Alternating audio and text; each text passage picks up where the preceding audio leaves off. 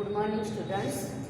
અગાઉના વિડીયોમાં આપણે વાદાત્મક ગદ્ય ભાવાત્મક ગદ્યનો અભ્યાસ કરેલો છે. આજે ફરીથી તમને પુનરાવર્તન કરાવી રહી છું. ધોરણ 11 અને 12ની અંદર 11મા ધોરણમાં એટલા માટે કે 12મા ધોરણમાં જ્યારે તમે આવો ત્યારે બરાબર તમે વાદાત્મક ગદ્ય અને ભાવાત્મક ગદ્ય વિશેની સમજ મેળવી લીધી હોય અને કેવી રીતે વાક્યને પેરેગ્રાફને આપણે પરિવર્તિત કરવાનું છે એની સમજણ તમને બરાબર પડતી થાય એટલે 11મા ધોરણથી જ હું વાદાત્મક અને ભાવાત્મક ગદ્યના મહાવરો કરવાનું શરૂ કરાવું છું, જેથી તમે 12મા ધોરણમાં જ્યારે પરીક્ષામાં આવા પ્રશ્નો પૂછાય ત્યારે સરળતાથી એના જવાબો લખવા માટે એમ કે તૈયાર થઈ ગયા હોય. તો અહીંયા 5 માર્ક્સનો આ પ્રશ્ન આવે છે. 5 માર્ક્સનો પ્રશ્ન હોય છે કે આપેલા ગદ્યખંડને વાદાત્મક ગદ્યમાં ફેરવો. વાદાત્મક ગદ્યમાં એટલે તર્ક વિતર્ક દલીલો સ્વરૂપે દરેક વાક્ય જેવી સાદા વિધાન રૂપે આપેલું હોય એને આપણે તર્ક રીતે વ્યક્ત કરવાનું છે. તમે શાળામાં આવો છો અને કે તમારા કોઈ મિત્ર સાથે જ્યારે વાદ વિવાદમાં ઉતરો ત્યારે કેવી દલીલો કરતા હોવ છો, એવી દલીલો આપણે અહીંયા પણ આપેલા વિધાનોમાં રજૂ કરવાની છે. તો પહેલાં આપણે સાદો પેરેગ્રાફ લખીશું અને પછી એમાંથી કેવી રીતે એને વાદાત્મક ગદ્યમાં પરિવર્તિત કરાય એ તમારે શીખવાનું છે, બરાબર? તો પહેલાં તમે મારી સાથે સાથે સાદો પેરેગ્રાફ લખશો. હું માનું છું કે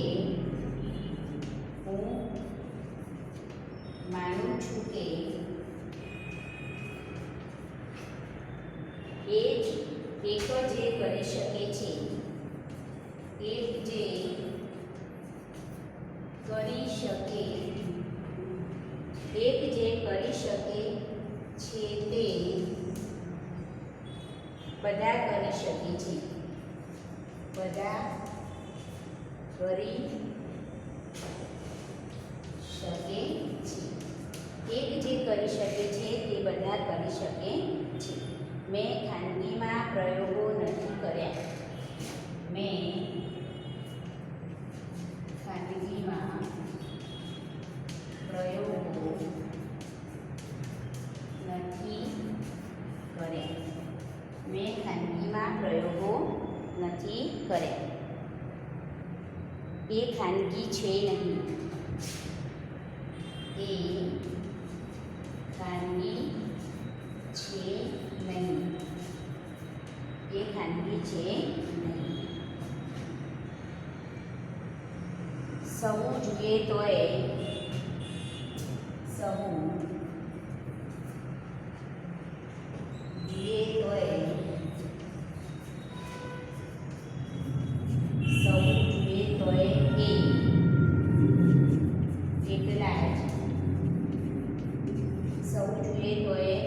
એટલા જ આધ્યાત્મિક.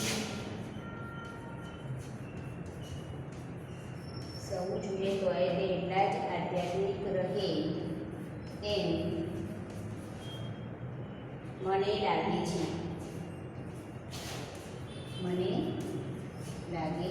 છે. આત્મા જ જાણતું હોય. આત્મા જ જાણતું હોય ને આત્મામાં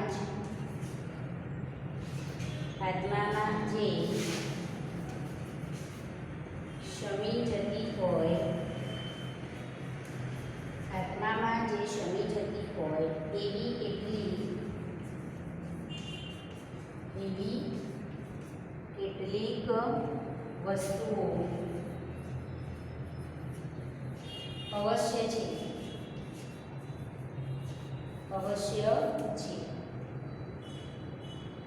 પણ એવી વસ્તુઓ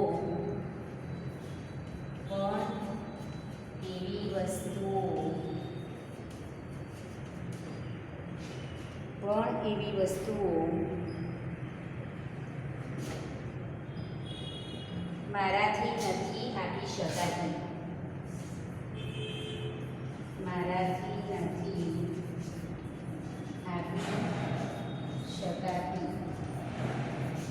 પણ એવી વસ્તુઓ મારાથી નથી આપી શકાતી.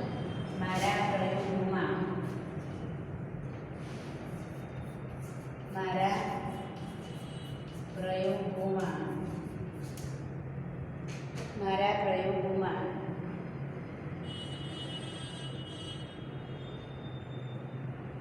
આધ્યાત્મિકતાને હું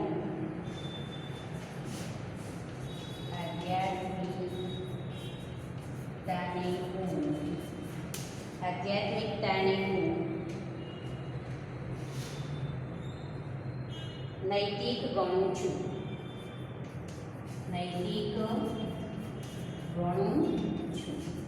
મારા પ્રયોગોમાં હું આધ્યાત્મિકતાને નૈતિક ગણું છું. તે ધર્મ નીતિની દ્રષ્ટિએ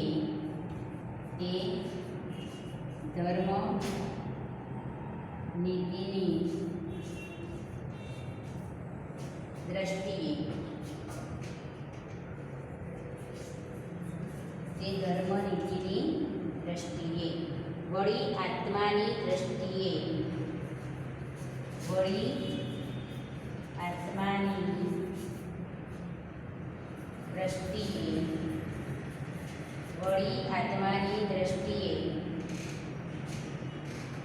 પાળેલી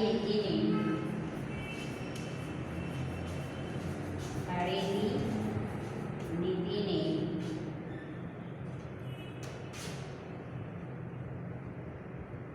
હું ધર્મ ગણું છું.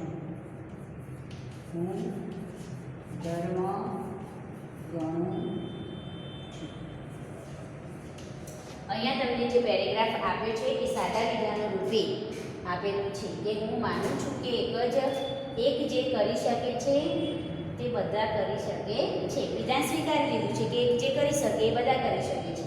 બીજું વિધાન છે મેં ખાનગીમાં પ્રયોગો નથી કર્યા. તે પણ મેં કશું ખાનગીમાં કર્યું નથી. એ ખાનગી છે જ નહીં. મેં જે કર્યું છે એ ખાનગી છે નહીં. સૌ જોઈએ તો એ એટલા જ આધ્યાત્મિક રહે એમ મને લાગે છે.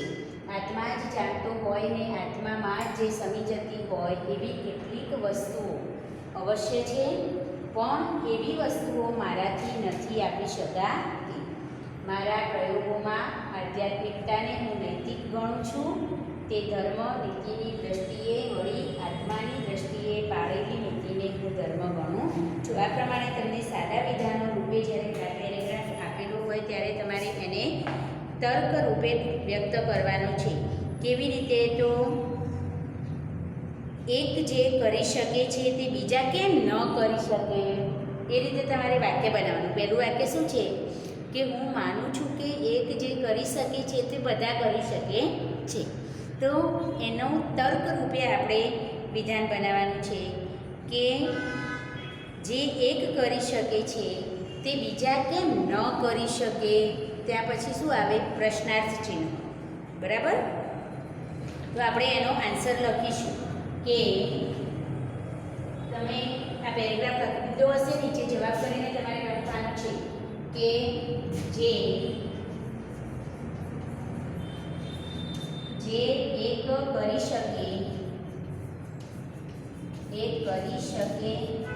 છે તે બીજા કેમ ન કરી શકે. બીજા એક જે કરી શકે છે તે બીજા કેમ ન કરી શકે. બીજું વાક્ય શું છે?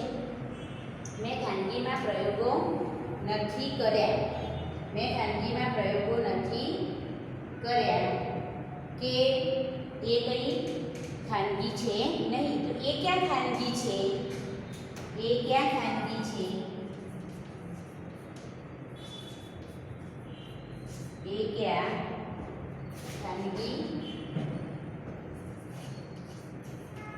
ખાનગી છે?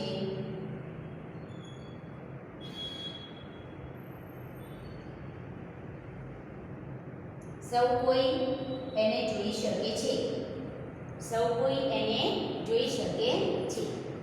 અહીંયા એ ખાનગી છે જ નહીં. સૌ જોઈએ તો એ એટલા જ આધ્યાત્મિક રહે. સૌ કોઈ એને જોઈ શકે છે. સૌ કોઈ એને જોઈ શકે છે ખરા. એ રીતે તમે પાછળ દરેક વ્યક્ત કરી શકો કે સૌ કોઈ એને જોઈ શકે છે ખરા. તો આગળનું વાક્ય છે કે એ જેટલા આધ્યાત્મિક રહે એમ મને લાગે છે. તો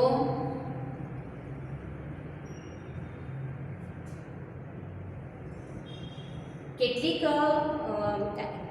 સૌ કોઈ એને જોઈ શકે છે ખરા? એ એટલા જ આધ્યાત્મિક રહી શકે છે ખરા? એ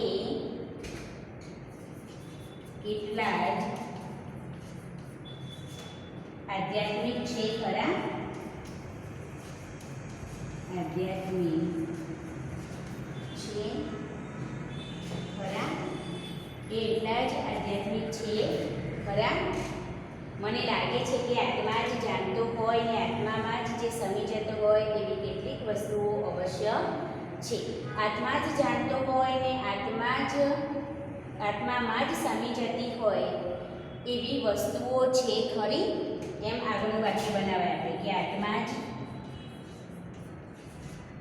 આત્મા જ જાણતો હોય અને આત્મામાં જ સમી જતી હોય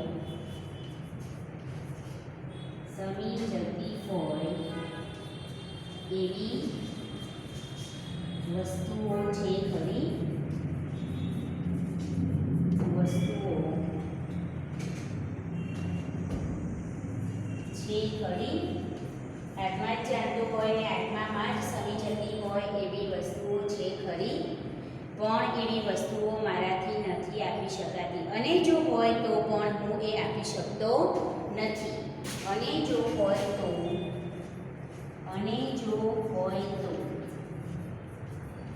તે હું આપી શકું તેમ નથી. અને જો હોય તો તે હું કેમ ન આપી શકું? અને જો હોય તો તે હું કેમ ન આપી શકું? જો એવી વસ્તુઓ હોય તો હું કેમ ન આપી શકું? મારા પ્રયોગોમાં આધ્યાત્મિકતાને હું નૈતિક ગણું છું. શું હું આધ્યાત્મિકતાને નૈતિક ગણું છું? શું હું આધ્યાત્મિકતાને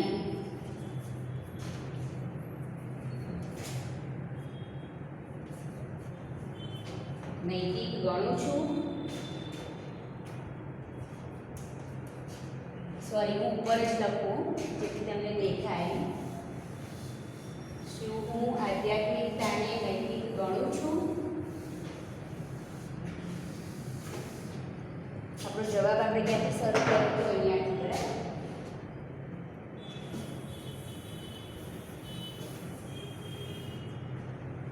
છેલ્લે આપણે હોય તો તે કેમ ન આપી શકું?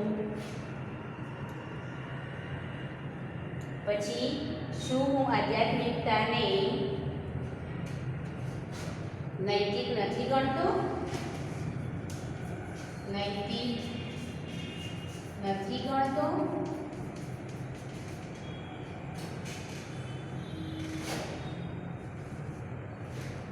આગળ, તે ધર્મ નીતિની દ્રષ્ટિએ વળી આત્માની દ્રષ્ટિએ પાળેલી નીતિને હું ધર્મ ગણું છું. તો શું હું આધ્યાત્મિકતાને નૈતિક નથી ગણતો? તેને ધર્મ નથી, ધર્મની દ્રષ્ટિએ નીતિ નથી, ધર્મની દ્રષ્ટિએ એ નીતિ નથી, ધર્મની દ્રષ્ટિએ એ નીતિ નથી, અને વળી આત્માની દ્રષ્ટિએ પાળેલી નીતિને હું ધર્મ ગણું છું. આત્માની દ્રષ્ટિએ પાળેલી નીતિને હું ધર્મ ગણું છું ખરો? આત્માની દ્રષ્ટિએ પાળેલી નીતિને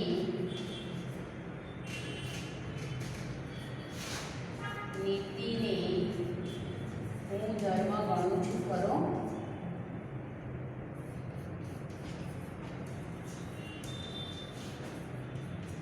અથવા આત્માની દ્રષ્ટિએ પાળેલી નીતિને શું ધર્મ ન ગણી શકાય, એ રીતે પણ તમે એમાં તર્ક રજૂ કરી શકો. તો અહીંયા અથવા આત્માની દ્રષ્ટિએ પાળેલી નીતિને હું ક્યાં ધર્મ ગણતો નથી, એ રીતે પણ તમે વાક્ય લખી શકો. આત્માની દ્રષ્ટિએ પાળેલી નીતિને હું ક્યાં ધર્મ ગણતો નથી.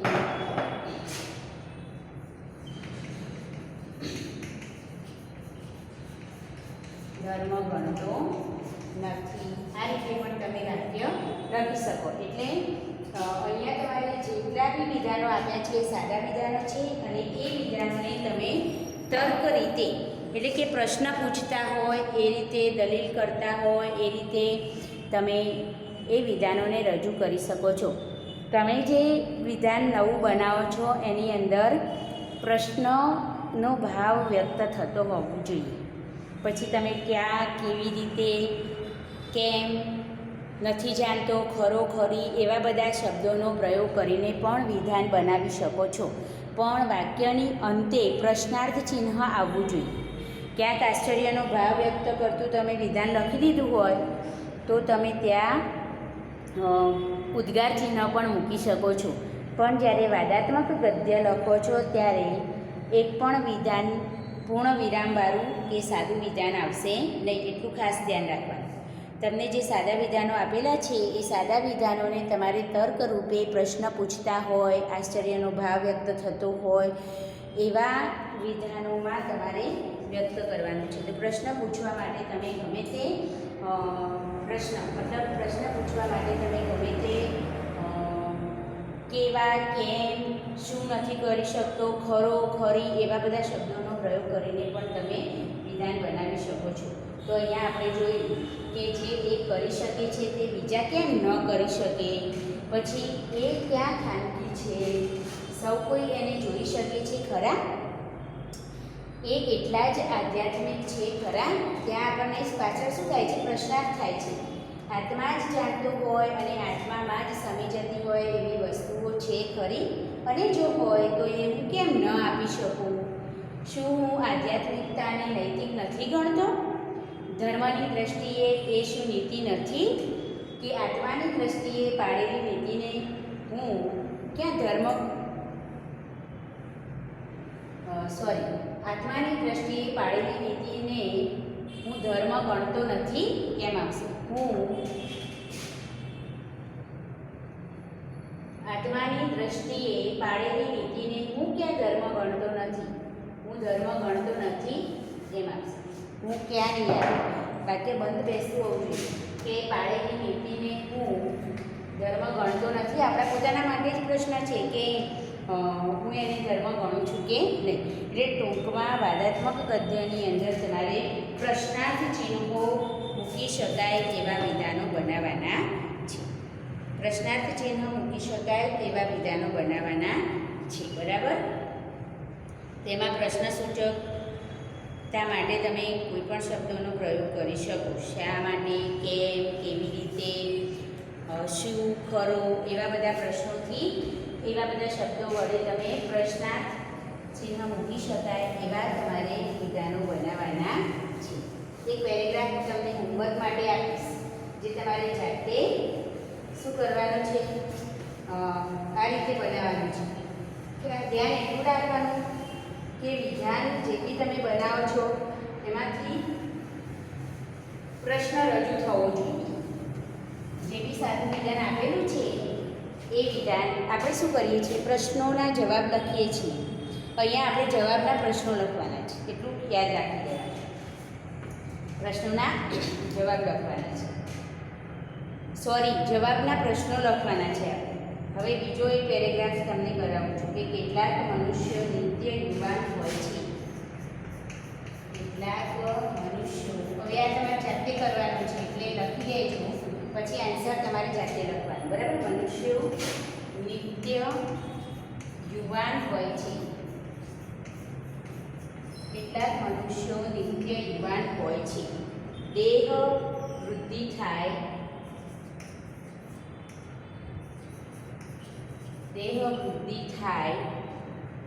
છતાં દેહવૃત્તિ થાય છતાં એમનો ઉત્સાહી આત્મા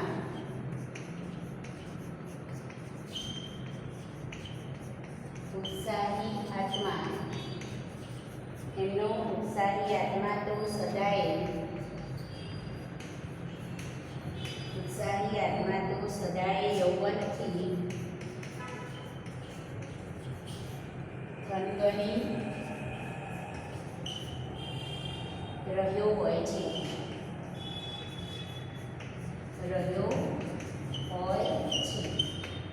થનગની રહ્યો હોય છે ને શક્તિ લાવારસની પેઠે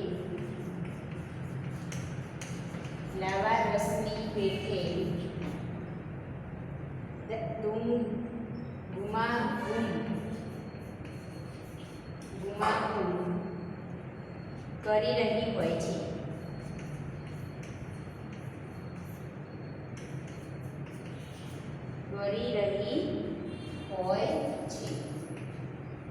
એમની ઈચ્છા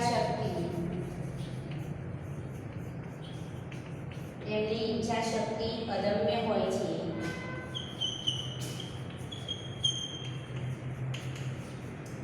ને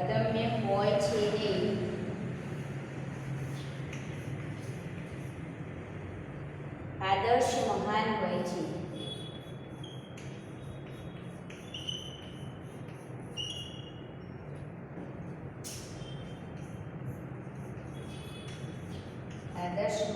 હોય છે.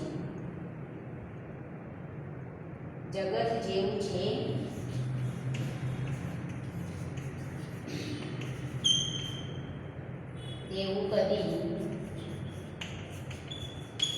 તેવું કદી એમને સંતોષ આપી શકતું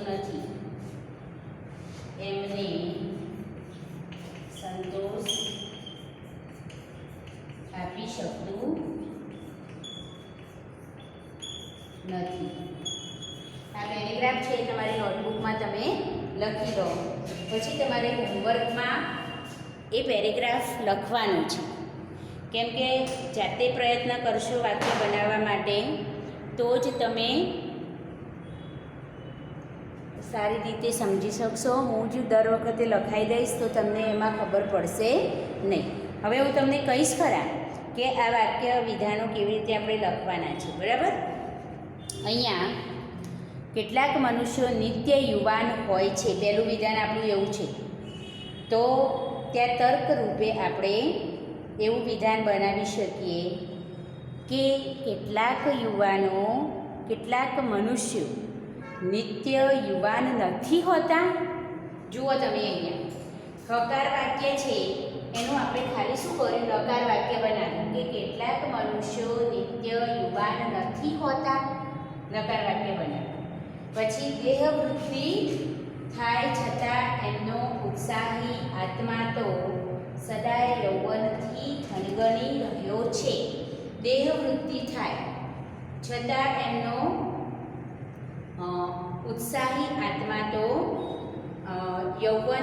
સદાય યૌવનથી થનગની રહ્યો છે. તો ત્યાં પણ આપણે શું કરવાનું છે, નકાર વાક્ય બનાવી દેવાનું છે કે દેહવૃત્તિ થાય છતાં એમનો ઉત્સાહી આત્મા સદાય યૌવનથી થનગની રહ્યો નથી હોતો. એવી રીતે પણ તમે વિધાન લખી શકો.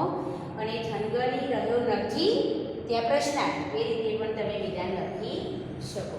તો બીજું વાક્ય કેવી રીતે લખશો તમે, એમનો ઉત્સાહી આત્મા તો સદાય યૌવનથી થનગની રહ્યો નથી હોતો.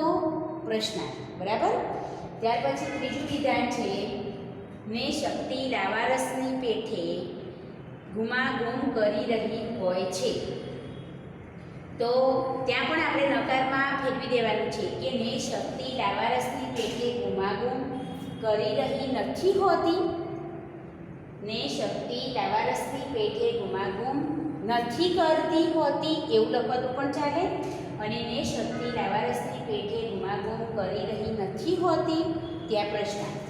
આગળ એમની ઈચ્છા શક્તિ અદમ્ય હોય છે. તો શું એમની ઈચ્છા શક્તિ અદમ્ય નથી હોતી?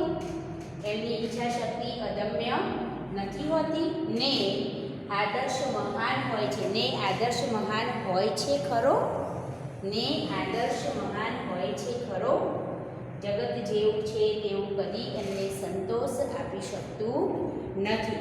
તો જગત જેવું છે તેવું તેમને સંતોષ આપી શકે છે ખરું? અથવા જગત જેવું છે તેવું શું કદી એમને સંતોષ આપી શક્યું છે?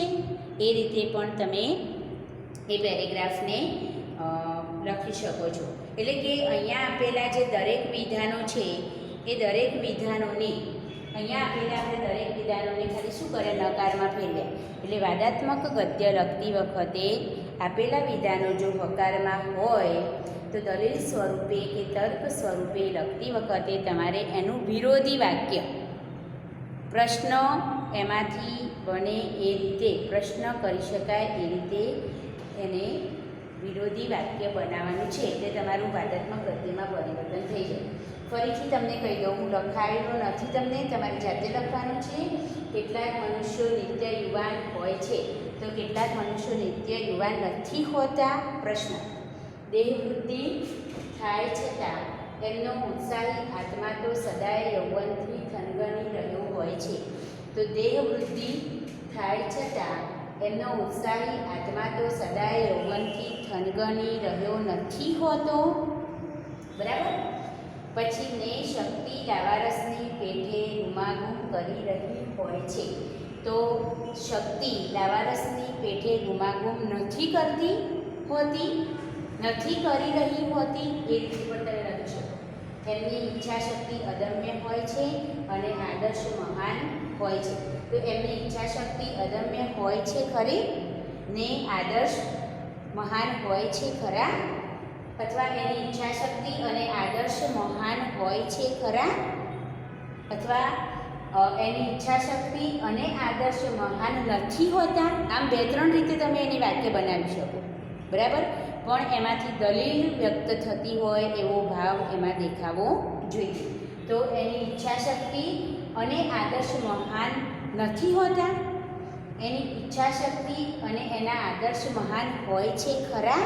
એ રીતે તમે બંને રીતે વાક્ય લખી શકો. જગત જેવું છે તેવું કદી એમને સંતોષ આપી શકતું નથી. જગત જેવું છે એવું એમને સંતોષ આપી શકે છે ખરું?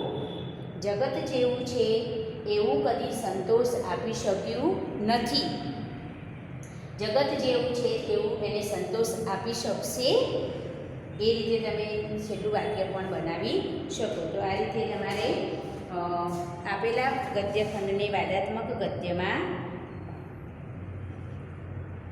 ફેરવવાનું છે. જગત તેમને કદી સંતોષ આપી શક્યું છે એમ કરીને પણ તમે છેલ્લું વિધાન લખી શકો. ઓકે. તો હવે આ રીતે તમારી વાદાત્મક ગદ્યના 2 પેરેગ્રાફ આપણે જોયા અને તમે તમારી જાતે પણ કેટલાક પેરેગ્રાફોને આ રીતે વાદાત્મક ગદ્યમાં પરિવર્તન કરતા રહેશો તો સરળતાથી તમને આસાન રીતે આને સમજીને લખી શકશો. ઓકે. Thank you.